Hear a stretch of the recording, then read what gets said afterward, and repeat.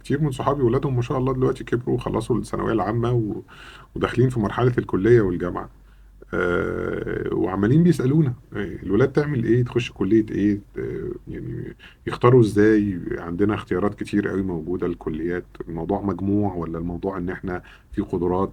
نتكلم معاهم في ايه. الولاد طبعا طريقتهم اختلفت خالص. احنا زمان واحنا صغيرين كان انا بابا بيعمل معايا كده الدكتور محمد، وعندي اخويا الباشمهندس احمد، واهالينا كلنا صغيرين كده يجيبوا لنا عده الدكتور وعده المهندس، ويا رب تطلع دكتور، يا رب تطلع مهندس. الموضوع اختلف تماما خالص. مش اختلف تماما بقى عشان ما نقولش الكلام اللي كل الناس بتقوله، ان كل واحد بقى بيفكر بطريقته ولا بيقول حاجه مختلفه على اولاده. لا، الاولاد نفسها كمان قدراتها وقدرتها على ان هم يذاكروا ويحصلوا المعلومات بشكل قوي، يبقوا بيحضروا الكليه، هم عايزين ينبسطوا، عايزين يتفسحوا، لسه مش فاهمين بيئه العمل شكلها عامل ازاي، مش فاهمين هيوصلوا لحد فين.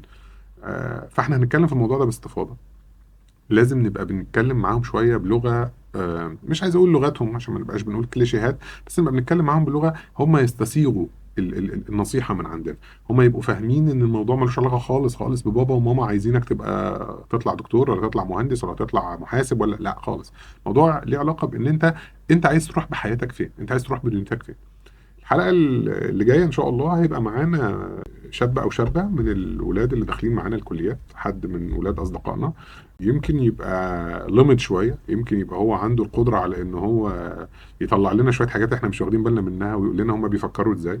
هنحاول إن إحنا نناقشه، هنحاول إن إحنا نوصل معاه لصيغة تبقى مقنعة بالنسبة له أو بالنسبة لها. يعني أنا مش عارف لسه هيجيبوا لي مين، بيتخانقوا عليا في الموضوع ده، موضوع كبير قوي يعني.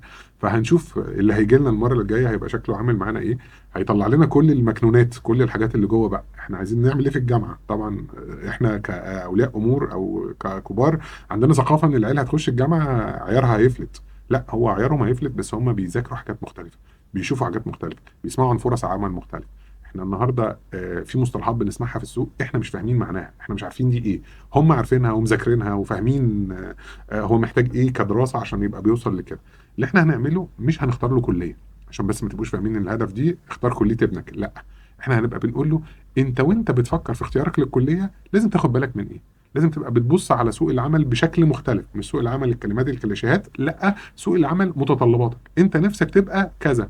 في ناس كتير على فكره مش عارفه نفسها تبقى ايه. هو مش فاهم هو لما يبقى دكتور هيكسب ويخسر ازاي، مش فاهم لما يبقى مهندس هيكسب ويخسر ازاي.